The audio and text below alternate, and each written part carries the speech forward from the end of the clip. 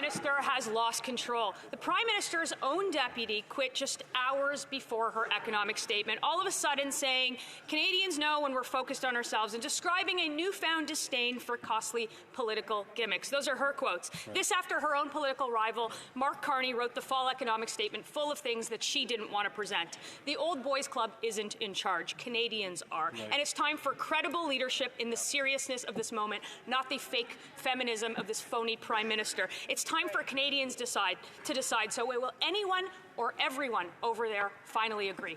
Yeah. The Honourable Leader of the Government in the House of Commons. Thank you, Mr. Speaker. As I mentioned earlier, we are looking forward today to presenting the fall economic statement that is going to have a series of important measures for Canadians.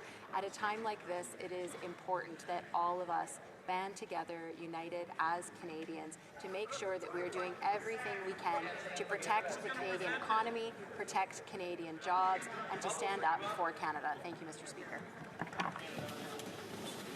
The Honourable Member for Thornhill. Mr. Speaker, they can't even stand by each other. Hours before delivering the fiscal update, the Finance Minister resigned. She lost confidence in the Prime Minister. Last night, the failed Housing Minister and the worst Immigration Minister in the history of this country also resigned. A couple of Randys, and now they're up to 9 ministers that need to be replaced. He's lost control of the government. The party of backroom boys is over. The backbench should look up from their laptops, and the NDP leader shouldn't be the only one in this House with confidence in the Prime Minister. Present the statement and call a vote today. Hear, hear. The Honourable Minister for Housing, Infrastructure and Communities.